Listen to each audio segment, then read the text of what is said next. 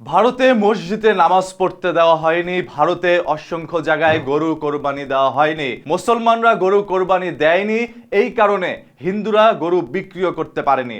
তাদের সংসারের মধ্যে নেমে আসছে এক দুর্ভোগ, যে দুর্ভোগ কাটিয়ে ওঠার জন্যই তারা বলছে প্রয়োজনে এই দেশ থেকে মোদিকে হটাবো, তারপরও এই নিয়ম শৃঙ্খলার শিকল ভেঙে দিব। মানুষের মুখ থেকে যখন এই ধরনের আর্তনাদগুলো শুনছিলাম যে আমরা এবার হাটে নিয়েছি গরু বিক্রি করতে, তবে মুসলমানরা গরু কিনে নাই, কারণ গরু কিনলে কিছুক্ষণ পর থানা থেকে পুলিশ এসে তাদেরকে গ্রেপ্তার করে নিয়ে যাবে।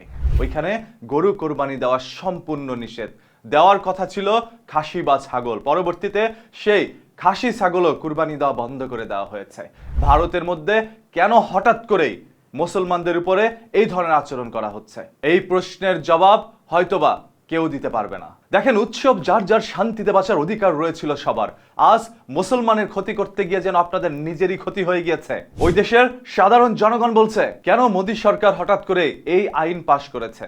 মুসলমানরা ভয়ে ওইখানে গরু কোরবানি দিচ্ছে না। আমাদের মুসলমান ধর্মে দুটি ঈদ পালন করা হয়, একটি ঈদ উল ফিতর, আরেকটি ঈদ উল আজহা। আর সেই ঈদ উল আজহা নিয়েই যত ধরনের সমস্যা সেই সকল উগ্র হিন্দুবাদীদের। সকল হিন্দুরা কিন্তু গরু কোরবানি দিতে নিষেধ করেনি। কিছু সংখ্যক মানুষ কিছু সংখ্যক অঞ্চলে ভারতে গরু কোরবানি দিতে দেয়নি, ওইখানে খাসিও কোরবানি দিতে দেয়নি। এর চেয়ে নিকৃষ্টতম ঘটনা, এর চেয়ে নির্মম কোনো ঘটনা আর কি হতে পারে? আপনি একটি ধর্মের উপরে সরাসরি হস্তক্ষেপ করেছেন যেন তারা কোরবানি দিতে না পারে।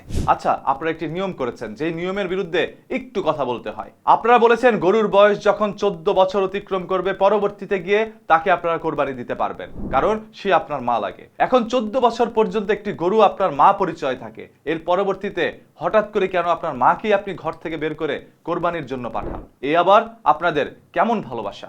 যদি আসলেই আপনার মার প্রতি আপনার ভালোবাসা থাকে, তাহলে সেই মাকে তো রশি দিয়ে বেঁধে গোয়াল ঘরে রাখতে পারেন না।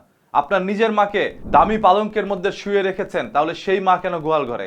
তাকেও নিয়ে আসেন আপনার ঘরের মধ্যে। যাক, আপনারা সে আপনার মা গরুকে কিভাবে রাখবেন সেটা আপনাদের ব্যক্তিগত বিষয়, আমরা সেটা নিয়ে কথা বলতে চাই না। তবে সেই গরু যদি আপনারা বিক্রি না করেন, তাহলে পুরো পৃথিবীর মধ্যে বা পুরো বিশ্বের মধ্যে গরুর মাংস সাপ্লাইয়ে আপনারা দ্বিতীয়তম অবস্থান কিভাবে অর্জন করলেন? ভাই, পুরো বিশ্বের মধ্যে ভারত হচ্ছে গরুর গোস্ত সাপ্লাই দ্বিতীয়তম অবস্থানে, আর সেই ভারত বলছে গরু কোরবানি দেওয়া যাবে না।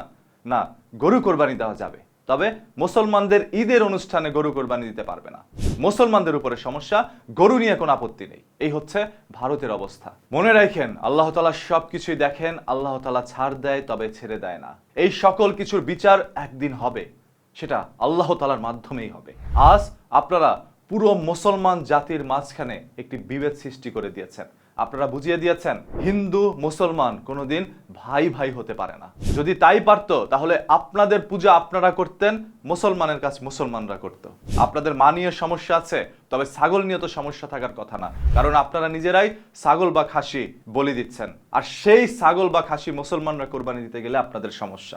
এতে করে স্পষ্ট বোঝা যাচ্ছে আপনারা মুসলমানের কোরবানি করতে দিবেন না, আপনারা সেটার বিরুদ্ধে। সর্বশেষ, আজ যারা ভারতের গরু ব্যবসায়ী রয়েছে, যারা শখ করে গরু কিনেছিল এই ঈদে ব্যবসা করে কিছু মুনাফা করবে, সেই সকল মানুষগুলো তাদের গরু বিক্রি করতে পারেনি।